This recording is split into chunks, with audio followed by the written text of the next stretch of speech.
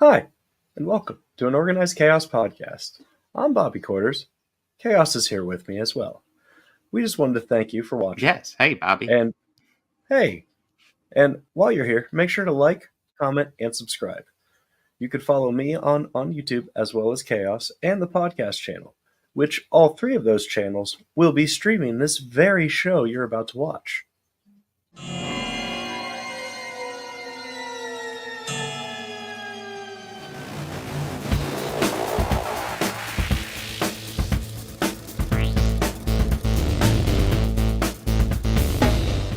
All these counselors start dropping dead, left and right. Heinous killings. Turns out, that kid who drowned the year before, his mother came back to that camp and exacted revenge.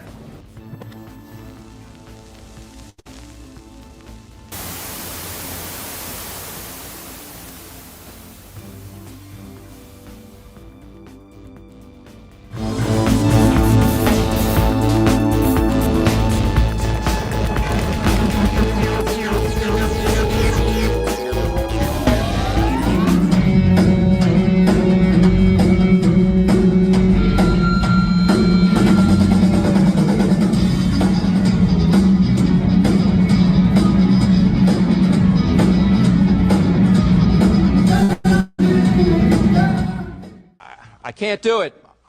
Okay. We'll do it live. Okay. No. We'll do it live. Fuck it. Do it live. I'll write it and we'll do it live. Right. Fucking thing sucks. It's good that Bill's always available to do our intro for us, which he does live every day. Yes, I'm happy. And we feed him a very healthy diet of breadcrumbs and crushed aluminum cans, as well as Reese's empty Reese's cups. Papers. You know, I feel like I'm spoiling him because I just give him fish heads. Oh. Well, like, you know, he gets the packaging. You know, he can lick it. No, but yeah. So no intro today because I didn't have time to put one together. Crazy weekend this weekend. Yeah, it was. But it was a little bizarre. But yeah, got everything watched just barely on my end, and yeah, I totally forgot about an intro. If I was thinking, I probably would have done it last night, but yeah, I was more into just relaxing for the rest of the night after fishing off New Blood. Yeah. So no intro, but we're covering Distinguished Gentleman. One of Eddie Murphy's early 90s movies. I would argue probably one of his better 90s entries, but we'll get into it. I'd say it's definitely one that's overlooked, but underappreciated. Yeah, there's definitely like highlights in that. And there's like, I think, clever ideas. We'll get more into it. But the Distinguished Gentleman, we'll also go into Black Christmas, 1974 original. Yeah. Surprising, starring a surprising number of faces that I was like, I know that person. I know that person. Yeah. Yeah. I know that person. Yeah. Well, it's part of the Bob Clarke edition because we've already covered the original Christmas Story, so we had to cover his first film, the film he made to finance A Christmas Story. And then Christmas. and then we're gonna dive into Dexter. We're a little behind on Resurrection, but you know what? We're a little behind in general because I know I talked to Bobby and like he had started New Blood but never finished it, and I have never even started it.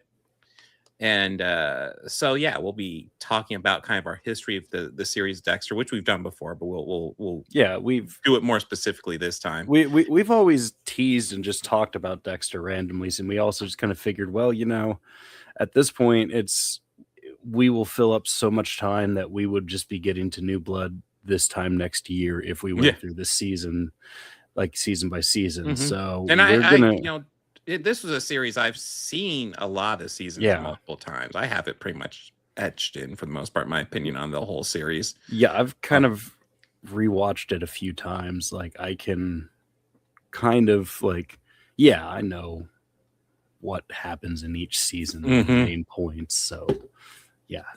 So we'll go over our history of Dexter and then talk about the first 5 episodes of New Blood, which I definitely have thoughts. Yeah.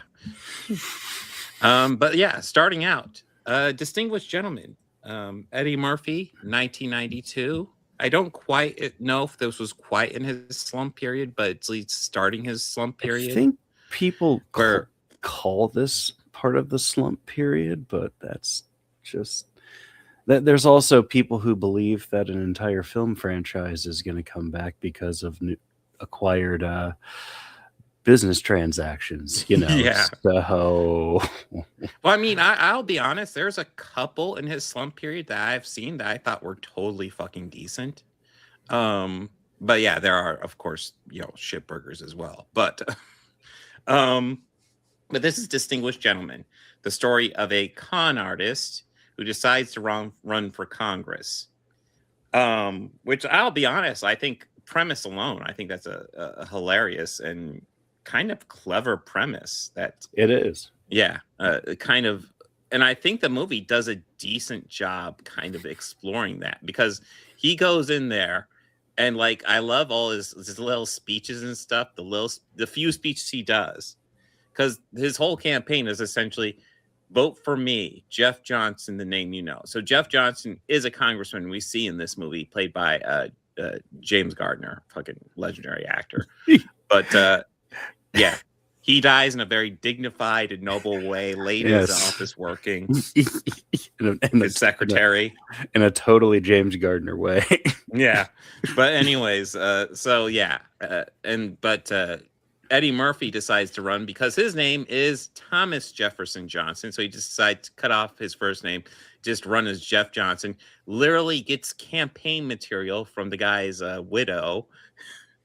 Just cuts off the stuff that says reelect and just runs as Jeff Johnson, never shows his face, and everything he says is literally just a platitude. Like, you don't need to ask what Jeff Johnson stands for. You know what Jeff Johnson stands for. And this Tuesday, you need to vote for what Jeff Johnson. It's like complete bullshit. Why am I telling you this? You're already gonna go and do it. Yeah, Like, you got this. You know what you're voting for when you vote for Johnson. Complete platitudes, which like we all recognize so clearly anymore. but yeah, but that's not even the highlight of the movie. The highlight of the movie is for me when he gets elected, and like everybody's like, you just coast in on pure name recognition. Fucking brilliant strategy, bro. Like, why didn't I think of that? That was great. Like, everybody, like, that's the deal. Like, he's a con man who cons his way into Congress, and part of the highlight of this movie is that like he's just like every other fucking congressman there. Like, they're all the same thing. Like, in fact, I would argue a couple. What he encounters is Dick Dodge, as played by Lane Smith, who I would argue is a much bigger con man than Eddie Murphy's character is, Jeff Johnson, Thomas Jefferson Johnson. But yeah, I'm kind of taking this over. What are your thoughts kind of on this, Bobby? Yeah, I really enjoyed this, definitely more than I thought I would. I mean, yeah, because I had kind of heard that this is one that wasn't as one of his funnier ones, but I really like the idea behind it. The idea behind it's great. It's really funny. Yeah. Oh my god, the gun lobby is comedy gold. Yeah, there is some pretty. Yeah, the gun lobby scene was just and but I kind of like how he first realized, like, oh, holy crap, there's like nothing but con men here. So he out-conned them, and it was kind of like it was definitely like a great story to watch. Like the bad guys get their upcomings, but I could see how in '92 this would just be such an unrealistic thing to. Yeah, and now really we know this is kind of just how it works. This is now we just know at all. This is the norm. Yeah, and also, I mean, I have to admit, hearing the amounts of money after a while, going, I mean, that's not. Jeez. Yeah. Well, I do. I do feel like this movie, like the beginning and a lot of the middle is kind of brilliant. Like, there's this great moment where he finds out that there's this bell that randomly goes off, and you know the guy he's talked to is like, I'm gonna go vote. By the way, the guy he's talked to is played by the great Charles S. Dutton, who's like one of the few. He plays one of the few guys who was in Con Man there, who's just genuinely trying to do a good job. Completely fucking outnumbered there, by the way. But yeah, the bell goes off to vote, and he's like, I'm gonna go vote, and Thomas Johnson's like, wait, that's what that bell's for? Oh my God, I thought it was like some sort of alarm or something. I thought school's out. Well, did you recognize one of the guys in his group? Whose group? Eddie Murphy, like his friend group. Armando. Pretty much just from this movie. Armando. He was Magic Mike in Blood In and Blood Out. Was he? Oh shit! Think of mustache. Put a mustache on him. I can see that. Yeah, like a glorious mustache and that hair. I don't know. There's not that many pictures in this for this movie. Go down and just look at like an actor for Armando. But like he goes to vote and he puts in his card. He has no idea what he's voting on, so he just votes nay and then walks out. Yeah. And then this class asks him, "Oh, there he is, Victor Rivers." Yeah, Victor Rivers. Yeah. You'll scroll down a little and you'll see the cult favorite Blood In, Blood Out. I mean, yeah. Yeah, that's him. But anyways, he goes to vote. He votes nay, and then his class is like, "What just happened?" And he's like, "That was a vote. I voted." And they're like, "Really? What did you vote for?" He's like, "Well, I voted nay because it was a terrible bill." And they're like, "Yeah, but what was it on?"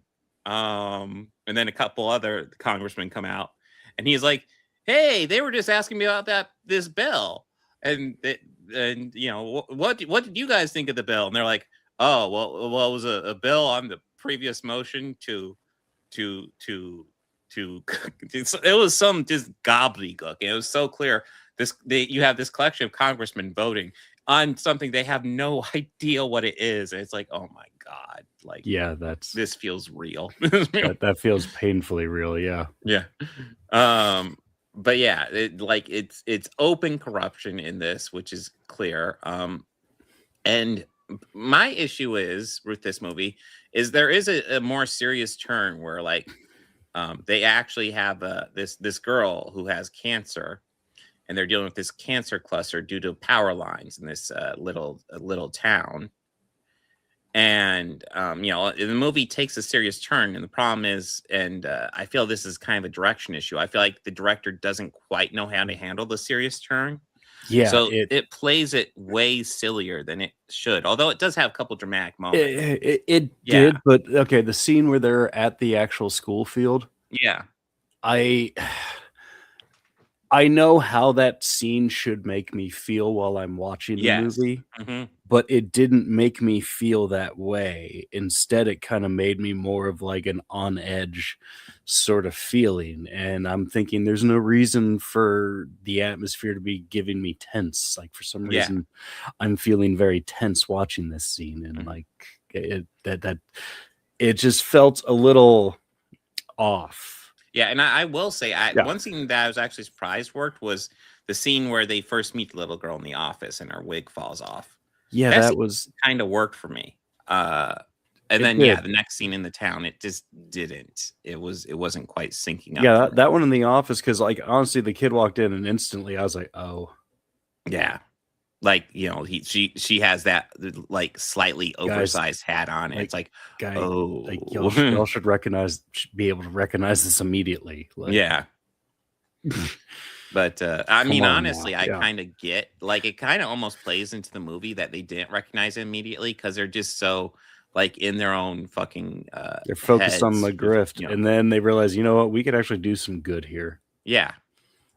And they did do good. What I also loved actually every member of his friend, even She McBride. Like he's always just delightful. Yeah, in a movie. His little con team is fun, and they're all memorable. They all have their moments to shine. And Oh, Eddie Murphy gets to his shtick a lot, which is almost always a delight. and who would have thought that Joe Don Baker and Lane Smith would be the bad guys in this movie? Yeah, Mitchell.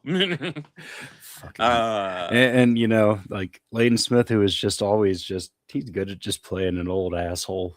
Yeah, yes, he is. But yeah, yeah, I like this is one like I think the ending's underwhelming. And again, I think it's largely due to direction. I think the story is there for this to kind of be this fun comedy that kind of hits you hard at the end. But yeah, I don't feel the director. I think it was directed by Jonathan Lynn, who is not somebody I'm super familiar with.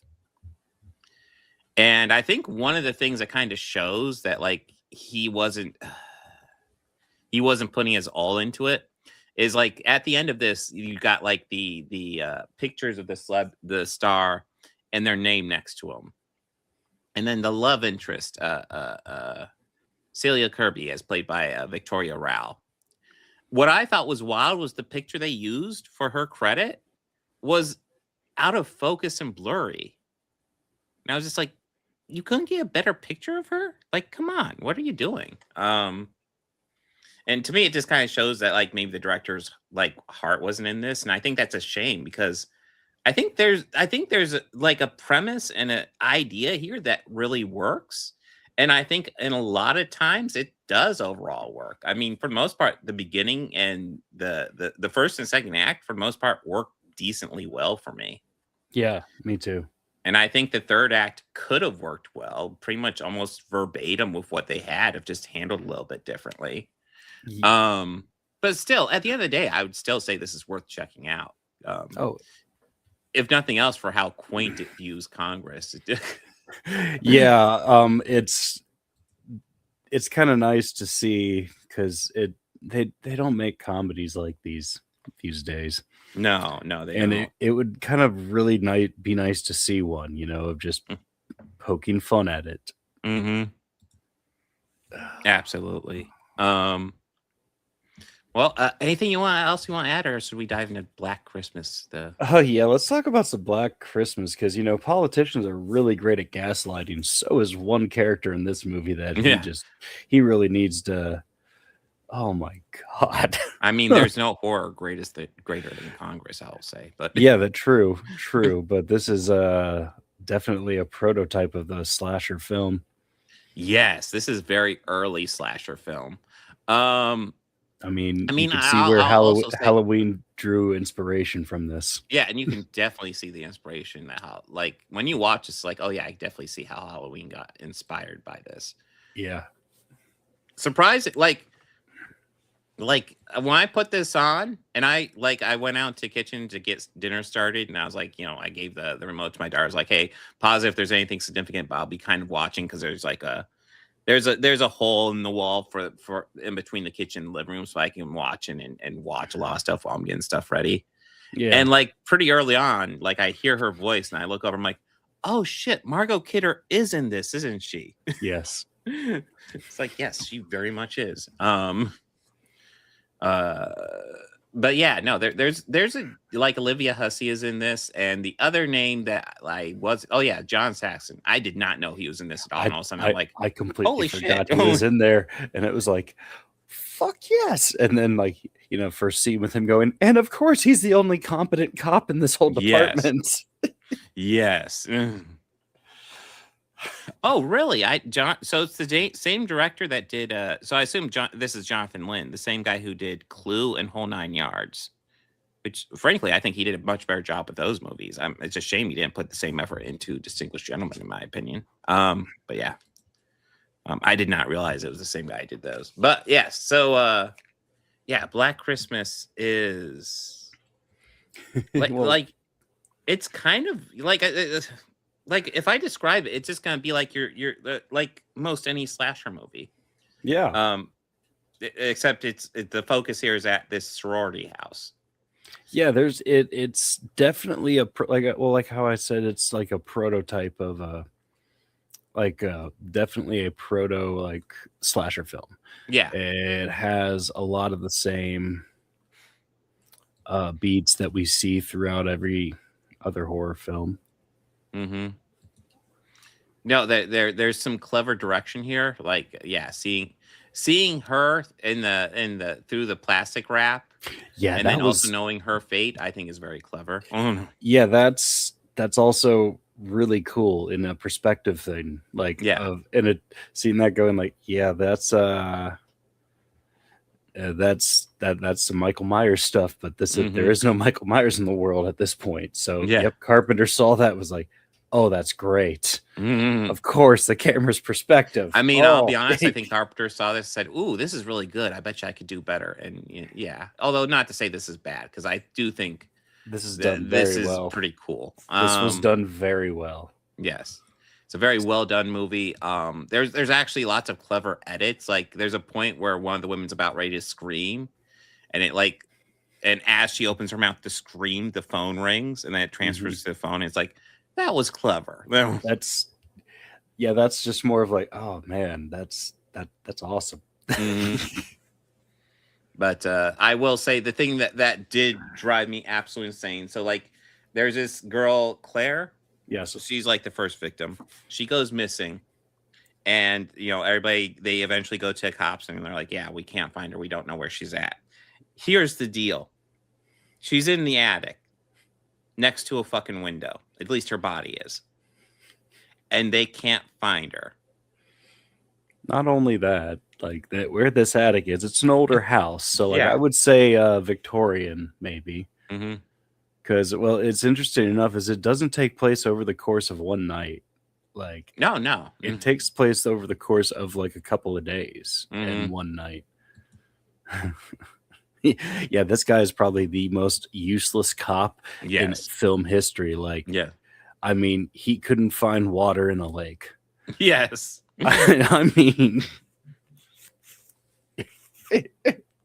You are correct, Chris. It's a horror film and they are cops. It's like you're true. oh, true, but Mhm. this guy, he sets that bar for Just- every dumb yeah. cop in horror movies ever. But that guy, oh my god, he couldn't find water in a lake. Like I just wow. Mhm. The incompetence. Mhm. That's why I was so relieved when I saw John Saxon. Yeah, it's like, oh, he's gonna be competent, right? He's gonna. Yeah, Yes, and he of is. course, they become effective at that point. Yeah. So the story is, it starts. Well, one of the girls, was it the main girl? Olivia Hussey. I don't remember. Yeah, Olivia Hussey's character. Yes. I know I've seen. Well, there she is. I thought it would list her name. I should list Her name's character. Olivia Hussey. Olivia. No, it's Jess Bradford. Oh, there you go. Yeah. Yeah. So we see her have a phone call from her boyfriend, or she calls her boyfriend named Peter, and tells Peter that she's pregnant, or kind of alludes to it, but like, we have to talk. And he's like, I don't have time to talk about this. I have this big thing. And it was just like, God. wow, the gaslighting immediately. Yeah. Like just over the phone. It's like, okay, fine, we'll talk tomorrow. Whatever. Fine. It's like, oh, yeah. Don't you think that's important? Douchebag? Yeah, no, he had to sleep for something that, he was distracted, that he also later blamed her for. But, Yeah. again, just wow. Spoiler alert if you watch this. Her boyfriend's a douchebag. Yeah, he really is. But I cannot confirm if we get that satisfaction that usually comes in a horror film. Yeah. Well, we do, but not the way we all hope for. But and it starts off with like the sorority house just getting these lewd phone calls of what they all seem pretty normal. So I guess it happens. They're all kind of used to it. Yeah, it's almost become like a joke for them. Yeah, which that, for the record, that's not cool. No. Don't do that. It's gross. Yeah. Before we move too far away from the boyfriend being a douchebag, like him wrecking that grand piano. What a fucking douchebag. I mean, I'll admit I was wincing during his recital because I was just, oh god, dude, you're terrible. Maybe world needs bartenders. But yeah. Yeah, he was bad. So yeah, so pretty much I guess it starts with this first perspective. The film does start with this. We should mention this of the guy crawling in. We never get a good look at the guy, whoever the killer is, or anything like that. We just see his perspective and kind of hear him talking a lot. Spoiler alert, he's also the guy making the phone calls, but we don't find that. And this is also kind of a bit off the old folklore of that old babysitter urban legend. The calls are coming from inside the house. Yeah, we literally get that scene here. The calls inside the house. Yeah, because it's like an urban legend sort of thing. But yeah, and one by one, he kind of starts killing some of the sisters. And there's speculation that it's Peter, but we never get confirmation about that.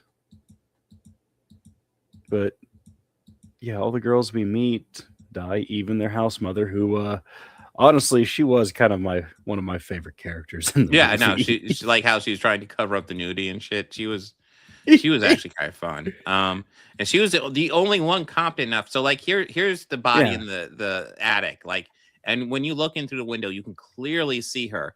And the cat is there crying multiple times in the movie, trying to get people to notice that she's there. And nobody looks. And it kind of drives me insane. Because if my cat's crying, I'm usually going to go check out and see what's up. Because, there's a difference between just like general meowing and like the crying. Freaking out meowing like that cat was doing. Like, it's like, oh, kitty. Yes. It's like there's something up. What is up? You sound not right. What's wrong, kitty? Yeah. What's up, and cat? Because cat is the only one capable enough to find Claire's body. And don't worry, the cat's fine. Yeah, the cat is fine. I was concerned something would happen to the cat. Yeah, that's just more of like, I swear to God, if he fucking hurts that cat. Yeah, I would not be prepared. Just fucker. I'll be satisfied if the cat scratches the shit out of his eyeball. But yeah, the only one who actually checks the attic is the house mother, and that's when she comes body number 2 in the movie. Yeah, like, and kind of done very well. Yeah. Like, we see her kind of crawling up through the crawl space, and then she sees the body, and then she hears something behind her, and it's the killer with like a chain and a hook, and we see it from the perspective of the hook swinging, and then we just go downstairs and have a shot of the ladder and hear it. By the way, the hook was pretty savage. I wouldn't expect that from a hook, but of course it is a movie. But I mean, it's more of like, wow, so we get to only imagine what we're hearing, and that's done very well. And again, another trope of the slasher horror films was born right there. No, there's lots of clever stuff that you can see that introduced here. By the way, like that's kind of it for the body count for most of it. I mean, like Margot Kidder, or not Margot Kidder. Yeah, Margot Kidder. Yeah, and Margot Kidder. Another girl die. They both die at the same time, and kind of really messed up. Yeah, like I want to say it's like early Act 3. Like I want to say the beginning of Act 3 is pretty much the death of Margot Kidder. But she also has some funny scenes where she is just the drunk girl in the sorority house. Dude, like she is always drunk and smoking in this movie. It's kind of hilarious. Yeah. Like she convinces that really ignorant and dumb cop, the one who couldn't find water in a boat in a lake. She tells him the number is like starting with letters, and she spells out fellatio, and he does not get it. Oh. And that later goes wild. It's like, how dense are you? Holy shit. Like just going, and I heard, I was like, wait, what? Like, not only did she say it like a couple of times, she spelled it out, and he just went with it. And I'm like, how are you this fucking stupid, bro? I mean, like I was reading something on IMDb about it, and that scene, then she said it, and I was kind of, that's funny. I go, let's see if he's gonna buy it. And he's like, could you spell that, please? I go, shut the fuck up. Yeah. It's like she's slamming him in the head with it, and I think the best scene is later is when the detectives get it. He goes to see it, like the other cops already seen it, and just is dying laughing. Yeah. when they meet, like, oh, was your friend at the station later? Yeah. Mm, Yeah, and Olivia's like, oh yeah, there's the scene of him at the piano. yeah, it's him when he's This is also when playing he's like it. That super poor piano. gaslighting. That more. He's super gaslighting in this scene. Like, Oh, dude. Like, is there a scene in this where he isn't just a terrible douchebag? like, what's some of the chestnuts that he said? I can't believe you would think of doing something like that without considering me. She was thinking of aborting the baby, and and he said that just going with the fuck what? Well, I mean, he's been so fucking supportive. I don't know why she would consider that. Yeah, and just going like, I just think like, God, what is it? Something about that, like their future together. Go and do something like that, and would destroy their future together. Oh my God. My God, the gaslighting on this one. Yeah, no, he is awful. But the killer we don't get to see a lot of the killer. Oh, poor kid. No, it is a big mystery throughout. Like there's especially as it goes on, there's more drops that would be the boyfriend. But yeah, we just never confirm it because the only thing we really get to see of the killer is just his eye. Yeah, we really don't get to see much of the killer at all in this movie. Like there's a close call where he's behind the door and we see the eyeball peeking, and our survivor girl, our last one, like the smart cookie she is, kicks the door at him. And we hear thuds and like him screaming in agony and pain. It's like, and then she gets up and runs down the stairs. Nah. But that was her fault, though. The police did call her and say, hey, the calls are coming from inside the house. I need you to go out to the front door and leave immediately. The cops are on their way. It's weird. I'm going over this artwork, and a lot of it I like, and the only stuff I'm kind of not liking is like the newer stuff from obviously post 2000 DVD artwork and shit. Possibly from the remake, because they did remake this. That's true. I think there's been at least wasn't there. that I want to say, have they remade this twice? Maybe. I'd hope not. Wasn't it a big deal that the last one was like PG-13, which. I mean, every single great horror movie that they tried to remake through the early 2000s from the 70s was always like PG-13. After that, like The Fog was one, because the original Fog, if I remember correctly, that's rated R. Mm-hmm. And the remake was just terrible. Mm-hmm. The original Hills Have Eyes was great. Mm-hmm. The remake. Well, I mean, I miss directors like John Hughes, who are completely cool with giving Planes, Trains, and Automobiles an R rating just to maintain one scene. And to his credit, that scene is fucking gold. That's called not compromising for your art. It's like, okay, yeah, I'll take an R rating because that scene is fucking glorious. So that is just it.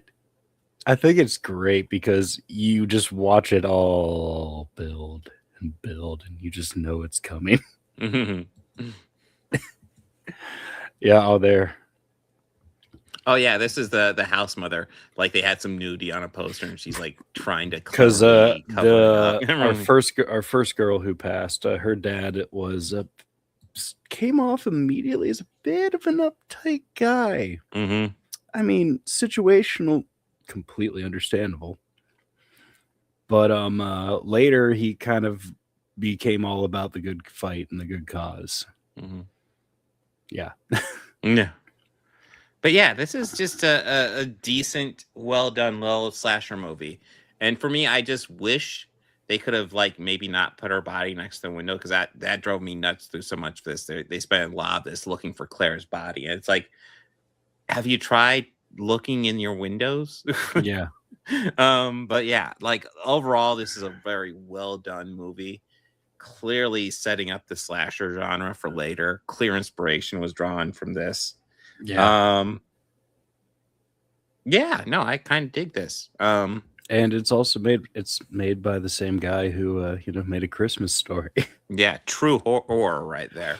I mean, he might have shot his eye out. He might. I like the Tin Man. Oh God. Well, anything else you want to add, Bobby, or shall we dive no. into Dexter? Let's take our dive into Dexter and all right. Well, before we get fully into New Blood, I guess let's kind of go over our history of Dexter.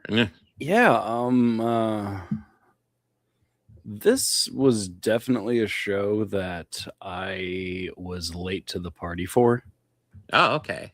Like I wasn't watching it as it was coming out or anything like that. Oh, really? When did you go into it? Probably 2015, maybe. Oh, wow. Okay. Yeah. That was a couple years after it ended. Okay. Yeah, I think I just wanted to because I kept hearing really good things, and then mixed reviews of stuff. And I think the biggest thing was at the time, I just wasn't the fan of the lead. I just didn't think he was that great of an actor, and some other stuff I'd seen him in. Oh, just kind of. See, I wasn't familiar with him until Dexter. So. I think I'd seen him in something that he had done after this show. Like he had gotten because of it or whatever. I can't remember what, but I had just eventually just decided, you know what, screw it. I'm going to just try it out, watch the first season. Like, thanks to I think it was on Netflix then. Yeah. So I just watched all of it and the entire first season. I was like, okay, this is a great show. Like, yeah.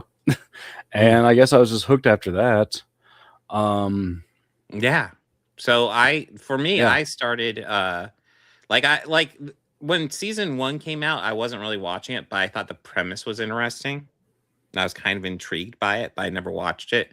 I heard good things about it. Then season 2 came out and people were still praising it. And at that point I was like, okay, I kind of want to check this out. So I've been kind of actively watching the original pretty much after season 2. So I got caught up with season 1, season 2. Then by the time season 3 was out, I was kind of watching it kind of weekly. Although I know I reached a certain point where I just started waiting for Blu-ray releases to come out because I kind of like just binging them when I had the chance. Yeah. That's how come I have most of the series on Blu-ray up to the last 2 seasons, which there's good ideas in those seasons. But I love the premise. I always thought Michael C. Hall did a really good job with it. I like the cast. I really like. I got Jennifer Carpenter's picture up there, an autograph. I thought she was great in the original Dexter. And we will talk about her in New Blood because mixed.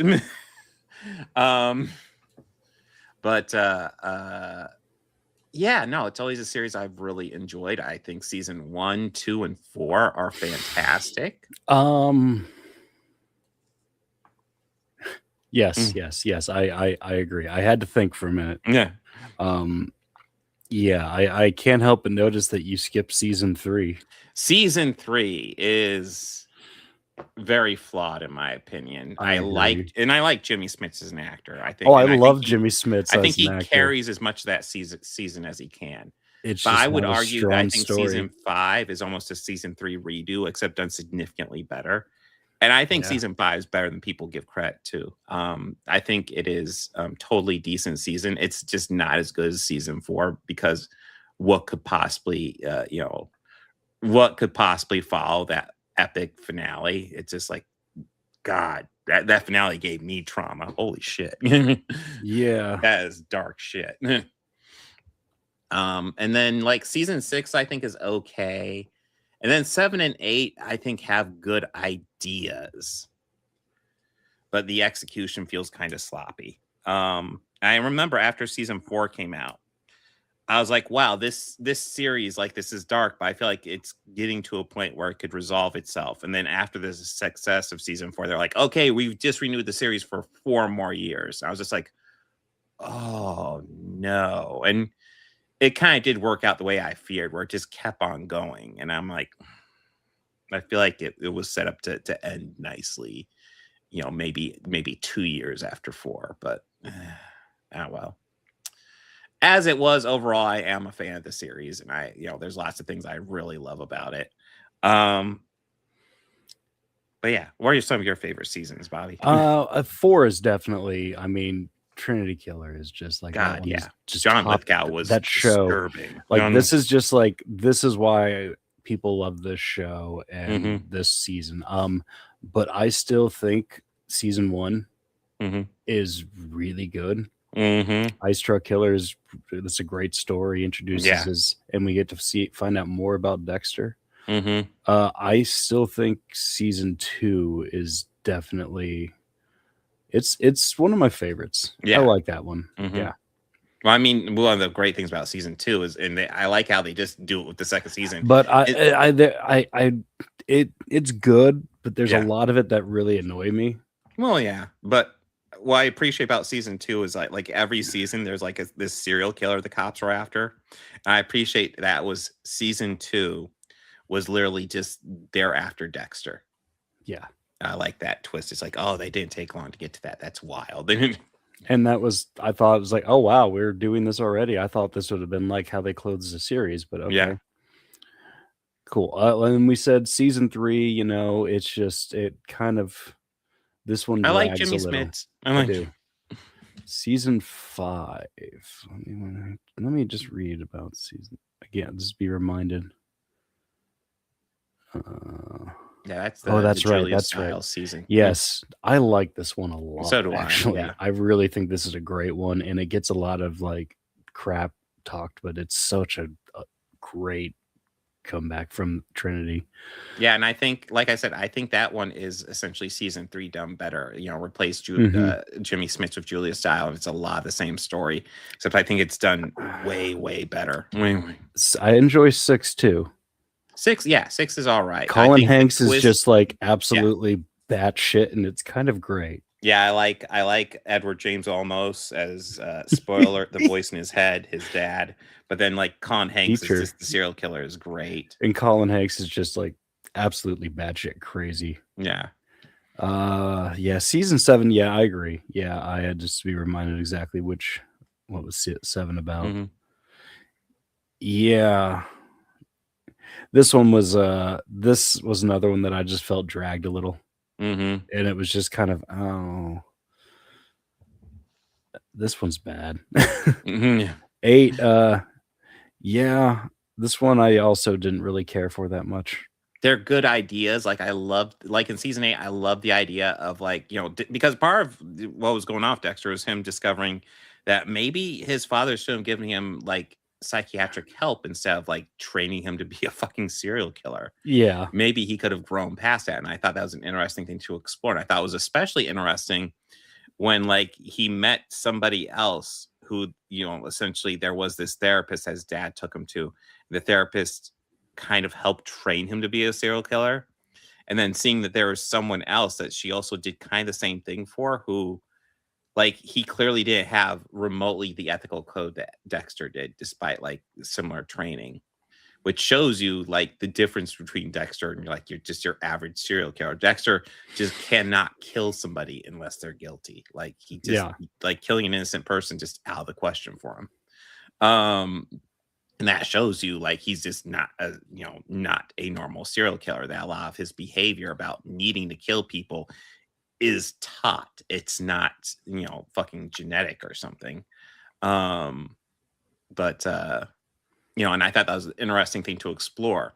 Execution wise, I thought it was sloppy as hell. Yeah. See, now season 7 has an episode that I feel is completely out of place with it. And it's the one where he gets word that the drug cartel guy who ordered his mom's death in like the truck. I feel like that's a great episode, but I don't think it has any place in this late of the season. I kind of felt like that should have been wrapped up when he was taking care of the rest of that. Yeah. In 3. But the problem with it is that event leads LaGuerta to finding him, and that's when LaGuerta gets killed, which honestly I was by that point in the show, she had really kind of started to annoy me as a character. Mm-hmm. Well, I mean, I will say I've read the first book, and she Yeah. doesn't survive till the end of the first book. But I mean, I will also say, like in the early season 1 Dexter, like they tame this down as the series goes on. But like you can tell LaGuerta has a thing for Dexter, Mm-hmm. and like in the book, that's like kicked up to 11, where it's like Oh, I'm trying to remember if it's borderline sexual harassment or if she's just full-fledged sexually harassing him, pretty much. she's just being quite direct. So yeah, she dies at the end of the first book, and it is intense in that book. It's like, Jesus Christ, this woman.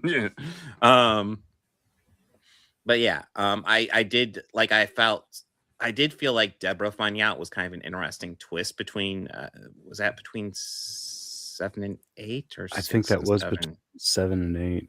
Yeah, and yeah, No, I and think you it know, was essentially between, no, I think it what was happens to between, LaGuerta I was think no, I kind of think it was wild between too. 6 and 7. Because didn't she walk in on him almost killing the Doomsday guy? Maybe, yeah. It's been a moment, but Yeah. I do remember Yeah, she's yeah, the yeah. one that It was kills at the end of it LaGuerta. was at the Yeah. end of it was at the end of episode 6 Mhm. or season 6. Mhm. And then, you know, she just tried to, like, you know,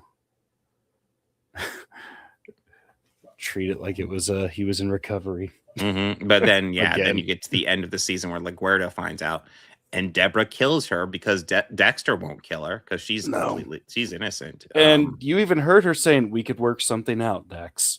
Mhm. Which I kind of would have believed her. Mhm. I think she would have, like, definitely, you know, found something to do. Yeah. Well, I mean, I did think one of the moments I did like in the final episode, which I thought was okay. I thought for where they had gone, it was good enough. Which is why I was kind of mixed on doing a revival series to begin with. Yeah. But one of the things they did was pretty much that scene where kind of Angel and Quinn see Dexter kill the guy who killed Deborah. And they just kind of go, okay, we didn't see anything.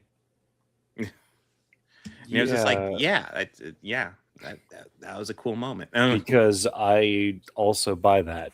Yeah. I buy that. Mhm. Yeah, like they know how close Dexter and Deborah were. I think they see that happen and they're like, yeah, I didn't see anything. At that point, he would also probably put a lot of it else together Mm-hmm. and would just say, never step foot in the state of Florida again. Yeah. I never want to see you again. Mm-hmm. Probably, like, I do get him, like, living off on his own. Probably, in my opinion, the most questionable thing he did was leave Harrison with Hannah, which Hannah's kind of a fishy figure to be in with. But yeah. But yeah, that kind of brings us to New Blood. Anything you want to talk about the old Dexter before we get into the new series? That was weird. Series 2021. Yeah, that was weird that he did leave Harrison there. Yeah. But yeah, that picks up pretty much where this series is. New Blood. He's up north now, so instead of being in Miami, he's in up the north. frigid cold. Yeah. Yeah, it's I think it's like eastern New York. Yeah, I want to say yeah. They're not too far away from New York, I believe. Yeah.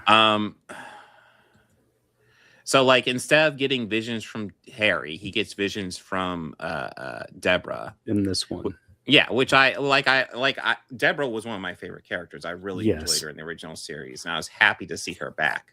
Yeah. That being said, outside of the occasional like black humor joke they'll have her do, I am not a fan of his head version of Deborah at all. Like, she drives me a bit insane whenever she pops up. And I get like she's kind of the voice in his head telling him he can't do things, but I don't enjoy it.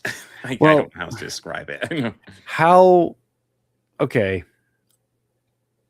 This bothered me the first watch too, but on this rewatch, I was thinking more about it. Mm-hmm. And I was trying to think of how was she moments before her death towards Dexter? Like, how was she treating him in those last few episodes before her death in the first season, like first run? You remember that? No, it's been a moment. How was she? She was kind of cold and like angry, still yeah, I angry mean, with she was him for definitely being getting there. cold. I remember that. Yeah. So I think of it as like, since she's the voice in his head, she is as he last remembered her. Hmm. Maybe, yeah. Because I will say, like, for the most part, she's kind of supportive of him in the first episode. Mhm. And kind of that ends because so this is supposed to take place, I think it's supposed to be almost 10 years after the original series ended. Yeah. And it's technically 8 years, but it's supposed to be almost 10 years. And he hasn't had a kill since the original series. And to me, that kind of shows like insane growth. Like, you know, he's evolving. He's taking on the identity of James Lindsay, and he's been living that life. And he just like, it's kind of a twist because it feels just like the like what he considered the fake personality of Dexter Morgan that he created in the original series, except he's just living it. That's just his life. Yeah. You know, which and that's the thing, when you pretend to be something for so long, that starts being you. And that's pretty much what we're seeing here. So he's never broken the rule, but then he, like in the first episode, he encounters this douchebag named Matt Caldwell. Even sounds like a douchebag. Yeah, just that name. It's like, God, what a douchey Fucking name. Caldwell. But fucking Caldwell. yeah, but like, he goes into his shop. So Dexter works at a weapons shop. He goes to buy a gun. He's like, oh, there's a hole. And he's like, that hole doesn't mean anything. Sell it to me. And he's like, no, we're gonna wait for the hole to clear. And then, he's obviously not cool with that. And then he encounters Dexter later at a bar, and he's like, hey, come to a party. And by the way, about that weapon. And Dexter's like, yeah, we'll wait for the fucking hole to clear. Yeah. Okay, man. Yeah, he's such a fucking douchebag. And yeah, and the thing, keep in mind, the weapon he's going after, it's not like just like normal hunting rifle. It's like an assault rifle he's going after. Yes. It's like, yes, oh Jaybird. my fucking God. Oh my. Yes, Mr. Crab is in this movie. But Clancy is in this. But yeah, so the dude's just being a complete douchebag. And then you see Dexter throughout the first episode following this like beautiful when it's standing white buck. still, it's a beautiful white deer. When it moves, it's a terribly computer generated white deer. It's an aged computer generated, yes. Yeah. But a beautiful white buck. Yeah. And he's just following it around. At first you think he's hunting it, but then you realize he's just kind of following it around. He's just enjoying, like, staring at its beauty. Yeah, and then he finds it and he's staring at it, and then all of a sudden, bang! Somebody shoots it dead, and it's fucking Matt Caldwell with the fucking gun that he just got approved and sold. And Dexter just kind of loses it and fucking bashes up in the nose and wraps him up, and he's like, I don't want to do this. I don't want to do this. And the guy's like, you don't have to do that. And Dexter's like, yeah, we're actually past the point of no return. And it's like, yeah, even I was thinking, I don't really think you can let him go at this point. I don't. He ain't the type to be quiet, Dex. Yeah. You have the plastic laid out. Yeah. This is obviously something you've done before. This isn't some like last minute thing. Like probably the best thing you could have done is after you bash him in the nose with the gun, just walk away. I do love how he did it. He's just fuck. Yeah. But yeah, that's his first kill in nearly 10 years. I guess we haven't gone to there's mostly new characters here. Yeah. Obviously the return of Dexter, but also like we have in his head, Deborah. Probably the next major character is his new girlfriend, Angela. Chief of police. I mostly like her. Which that's not. She's a chief of police. Yeah. Yeah. And the last chief of police that he worked with had the hots for him. Yeah. Well, I mean, I will say, I think Angela's way cooler than LaGuardia. But yeah, and obviously, we're dating the chief of police isn't that big of a deal until he starts killing again. Yeah. And one thing I will say that, like, I haven't finished this season yet. I don't like one of the ideas they seem to be flirting with in this season that I don't really like is the idea that, like, he will, like, this is just who he is. He will destroy everybody around him. He is just a serial killer and he will never beat it. I don't like that idea. And I'm not saying do a Dexter series where he isn't killing people, although I will say he's not killing a lot of people this season so far. No, he's really not. Yeah, There's only been 2 kills so far. I was about ready to say we are halfway through the season and we are at 2 kills. He does not have the highest kill count of characters this season so far. Which I guess, yeah, getting into the rest of the season, because we eventually in the second episode meet Matt's father, Kurt, as played by Clancy Brown. Totally dig him as an actor in general.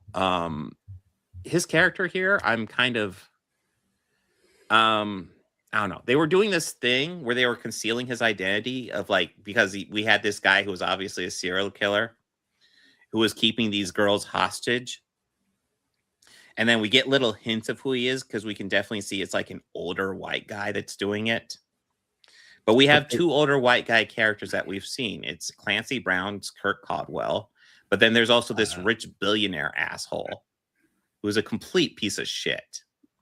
Now, we're focused throughout the series season. We've been focusing mostly on Kurt. But, like, the rich guy has always been there and just been a douchebag.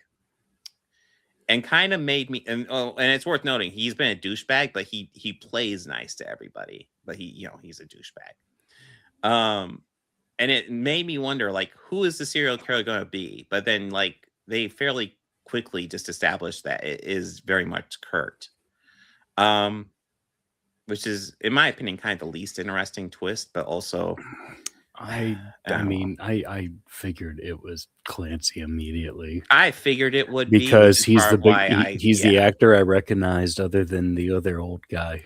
And also I know that brow and nose and eyes, like I know that face. Well, I mean, also I do get it because it's Clancy Brown. How can you not have him be the villain that goes up against Dexter? Yeah. I just wish it wasn't quite so obviously him, because as it was, I thought maybe it could be the other guy, but no, it was definitely him. So we also have to deal with the other major characters would be probably Audrey, who is Angela's daughter, and then we also have the Sergeant Logan, who's one of the cops there, who frankly in last episode really came off pretty badass. You mean Coach Officer? Yes, Officer Coach Logan. Officer Coach. Yeah, Officer Coach. Yeah. But then the last character I haven't mentioned yet is probably the second biggest character in the series, and that is Harrison, who finally tracks down his father to essentially say hi. And we are learning a bit of his dark pasture as we go. And I'm not going to lie, when Harrison was first introduced and kind of as we learned a bit more about him, I was kind of liking him a lot. And then there's been some stuff coming up where it's like, ooh, probably most notably so far is that he made friends with a classmate, and then that classmate was being bullied by these kids really, really shittily too. And then essentially that classmate reveals that he's been drawing pictures of, like, killing off, like, a lot of these bullies. And then next thing we hear is essentially the call from the school saying that, like, Harrison was in an altercation. There's this kid gonna shoot up the school, and Harrison essentially stopped him but got stabbed. And Dexter is suspicious because kind of he knows who he is, but then he actually looks the blood spatter, which was actually a really cool scene, I thought. Yeah. And he and Deborah break down the blood spatter and are like, okay, the blood would splatter like this if it was Harrison's story. However, if it was Harrison that attacked and he just wanted to look like the other kid attacked him first, the blood spatter would look exactly like it looked on the crime scene. The blood never lies. Yeah. And it was a cool moment. I do kind of wish, Actually, one of the things that kind of bugs me is I wish Dexter would just confront him with it. Be like, dude, I haven't said anything to the cops. I haven't said anything to Angela.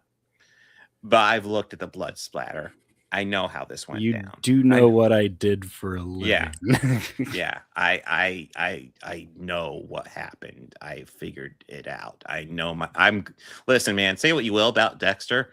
He was a good blood spatter animalist. He was, and honestly, he knew what he was doing. I wish that we got more scenes like that in the original series. Now, we got a lot of them early on like that, which was really great, and I loved those scenes. Mm-hmm. But, like, Lila showed up and ruined that. Yeah.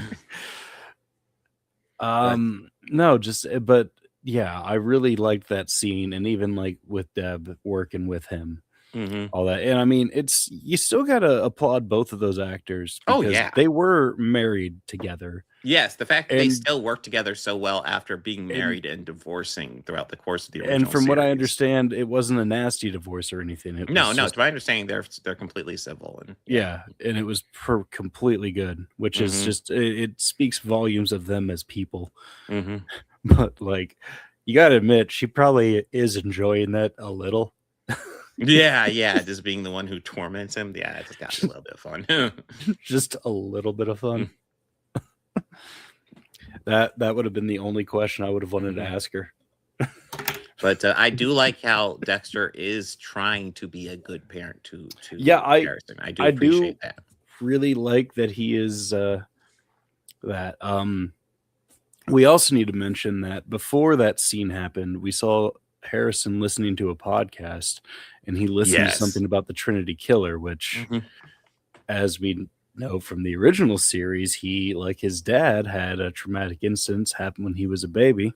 They were both born in blood, as they say. Well, I will say it's a little bit different. In Harrison, he was a baby, whereas Dexter was just a young kid. And I think there's always the hope of Harrison that he would not remember that. Although I think it's clear there are something like that just got kind of etched in his memory. Which I get, But yeah, I think the Harrison stuff is kind of interesting. Like I said, I think my biggest animosity towards this series right now, number one, is a little slow going at times. But I do appreciate following up more of Dexter. The other thing that has me worried is kind of a lot of the ideas the series seems to be setting up. I'm not super thrilled with, because Dexter having a relapse, I think is completely fine, but I think if he really wants to change and stop it, I think he can. It might take time and it might not be perfect, but just because he has a relapse doesn't mean he's fucked, that he can get back on the horse essentially. And let's face it, none of the people he's killed, which so far only about 2 body counts so far this season.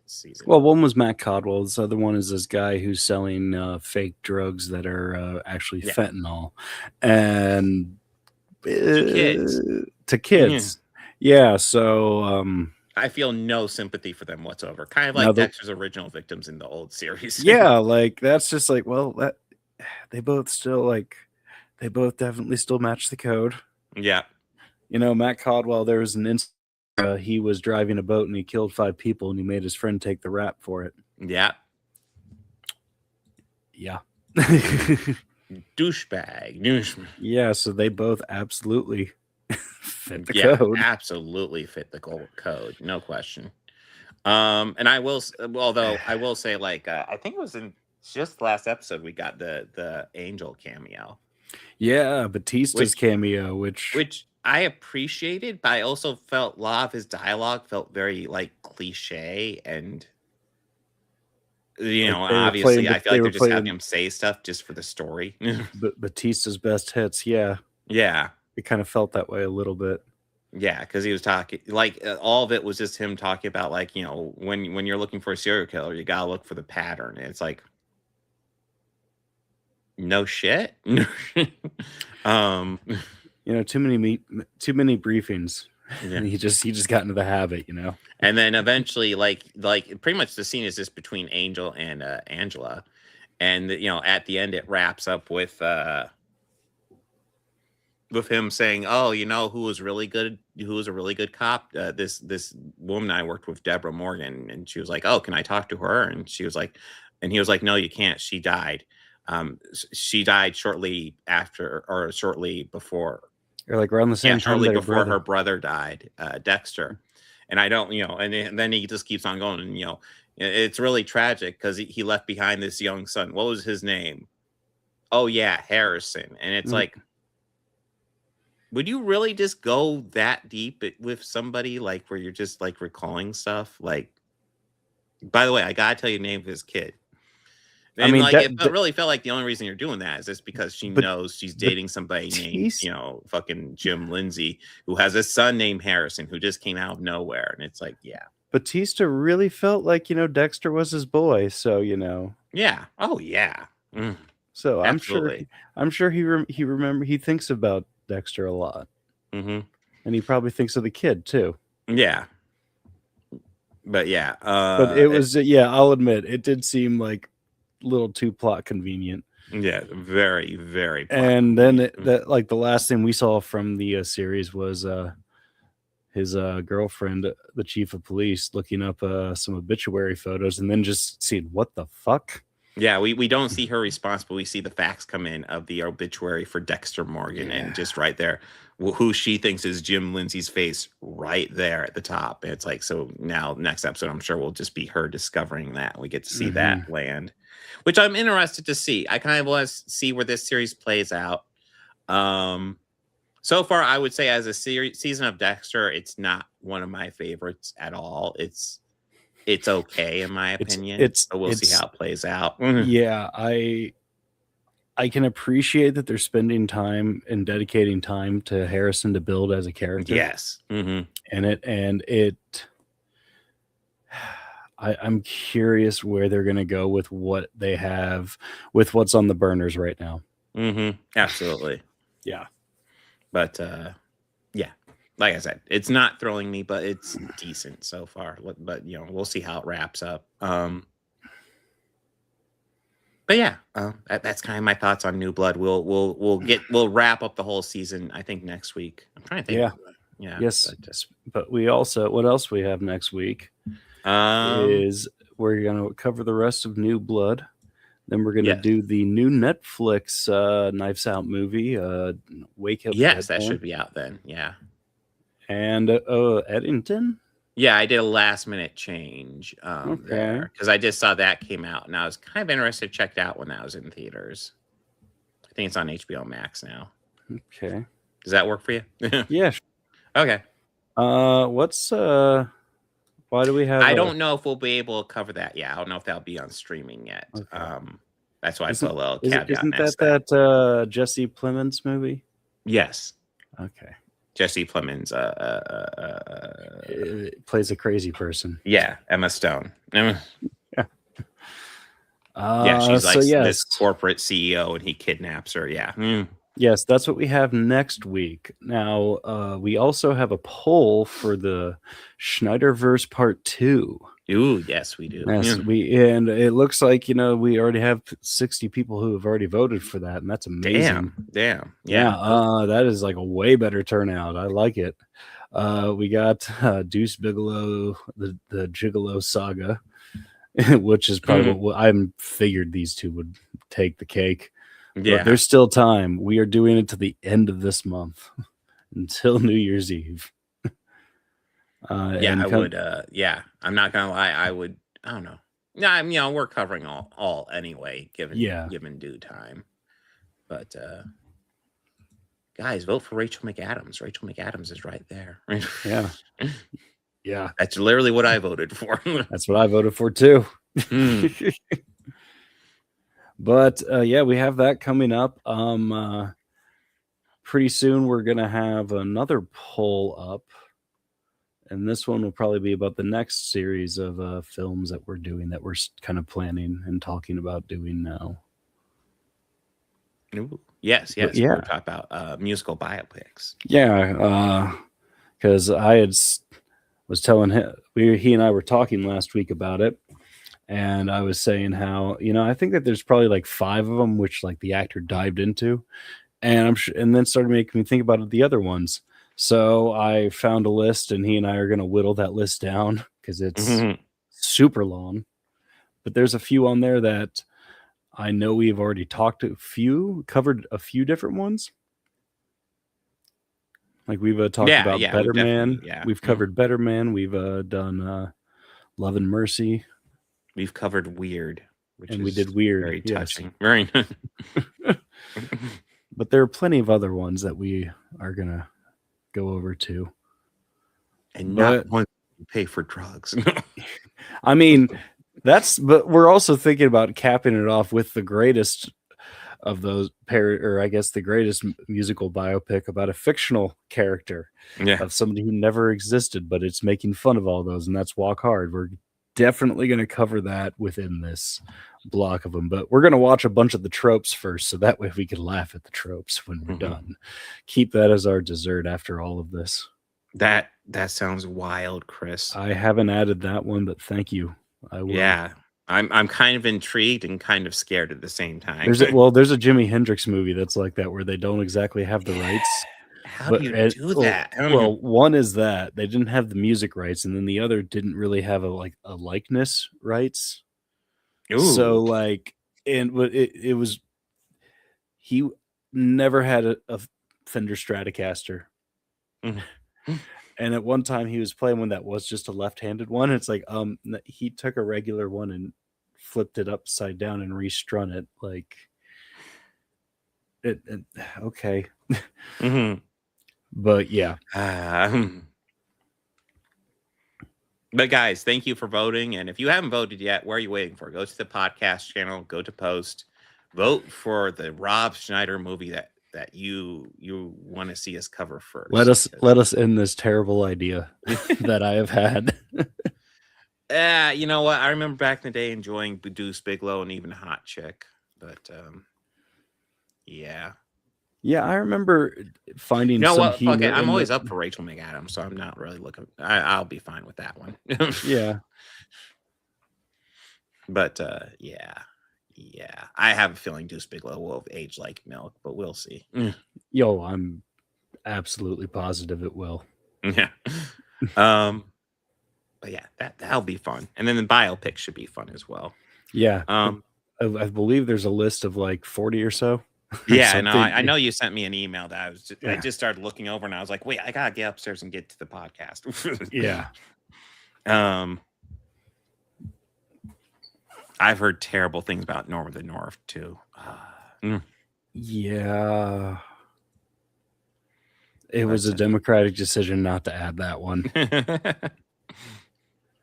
But I had the stipulation is we had to see his face.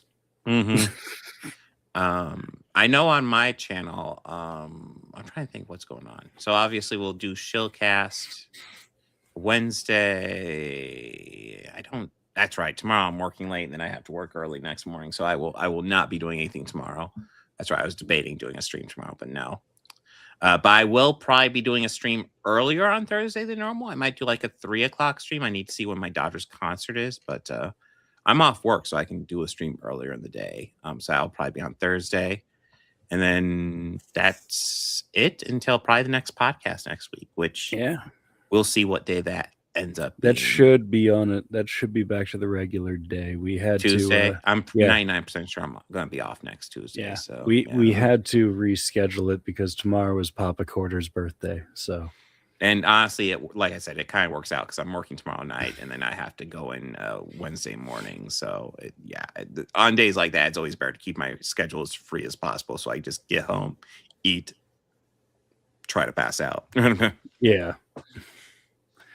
It was the one I almost added was Bench Warmers, but I mean, that one is John Lovett saves that movie. No.